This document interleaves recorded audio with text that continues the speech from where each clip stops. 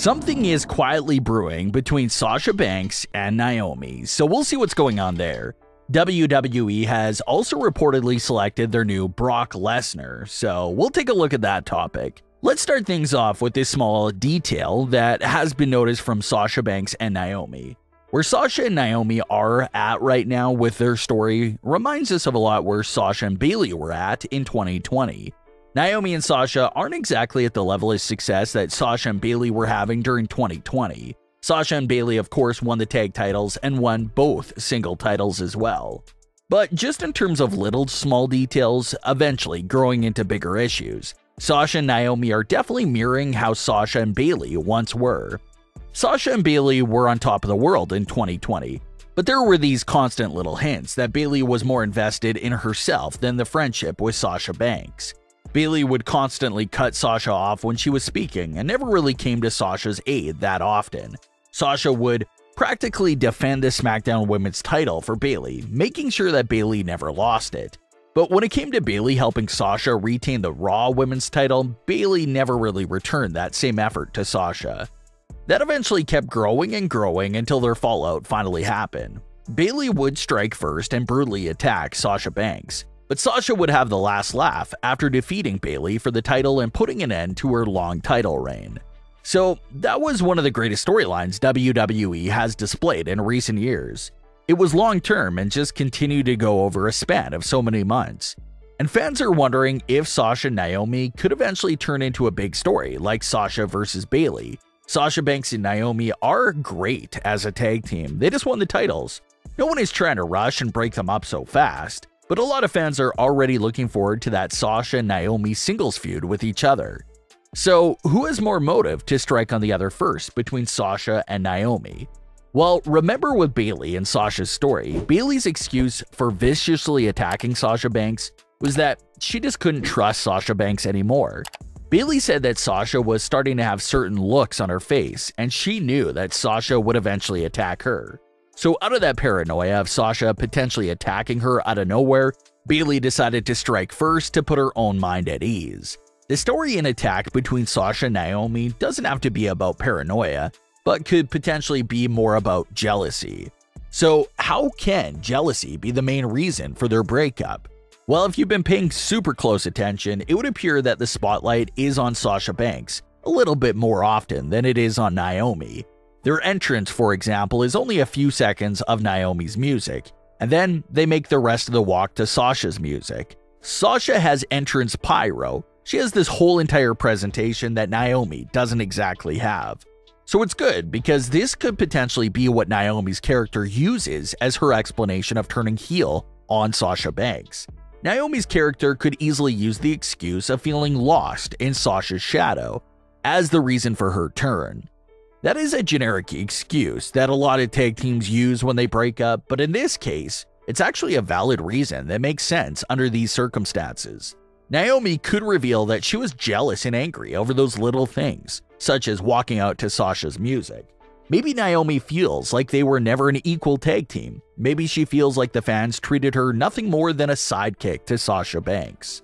So once they lose the titles and start losing all these regular matches, maybe that's when Naomi's head will get full of these thoughts about what's been transpiring over the last few months. And as we get closer and closer to that big heel turn moment for Naomi, maybe WWE can really start laying out the hints heavily. Maybe we do see Sasha getting more attention from WWE and the fans, and this only enrages Naomi even more. So all this time of feeling like a background sidekick rather than an equal tag team partner would finally lead us to seeing a heel Naomi attack Sasha Banks. Then they can finally have their feud, and it'll be a great one. Sasha Banks returns to the singles division as a babyface, and Naomi's direction could get very, very interesting following a heel turn.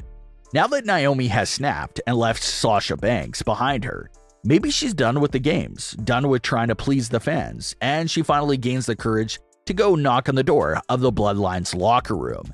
Now Naomi would really start to take off. She's family, so the Bloodline will no doubt take her in and help her get more serious about her career on SmackDown. Naomi could be coached by Roman and Heyman all the way into the #1 contender spot for Ronda Rousey's SmackDown Women's Championship. And that's when you take Naomi's presentation to a whole other level. Obviously, the glow entrance would have to be gone, given Naomi's new heel Bloodline persona, so she'll need a full new presentation for her entrance and theme music. Maybe she could even walk out with Paul Heyman if Roman Reigns allows it, and she could have Paul Heyman right there at ringside for even more guidance. Ronda Rousey just became champion and probably will hold it for a while, but this theory would be complete with Naomi knocking Ronda Rousey off for the SmackDown Women's title. Now, you would have the Bloodline with both WWE World titles, the Tag Team titles, and the SmackDown Women's title. That would really be quite the visual right there. And then from there on, maybe Sasha Banks climbs into that #1 contender spot and we get to see their feud continue. So it's just a very interesting theory and something to keep an eye out for. Keep a close eye on Sasha and Naomi because little details like that could eventually snowball into one or the other attacking first. But hopefully it is Naomi that turns heel because the potential for her heel character is just beyond great. In other Bloodline-related news, WWE has reportedly selected their new Brock Lesnar. The superstar that will now be stepping into that Brock Lesnar-like role is Roman Reigns. And the result of the WrestleMania 38 main event was basically proof of this idea as well. WWE had Brock Lesnar win a world title with the sole purpose of Roman Reigns defeating him for it and unifying both titles. So after the last 10 years, Brock Lesnar has been this unstoppable monster that's always been unstoppable and on a completely separate level from everyone else.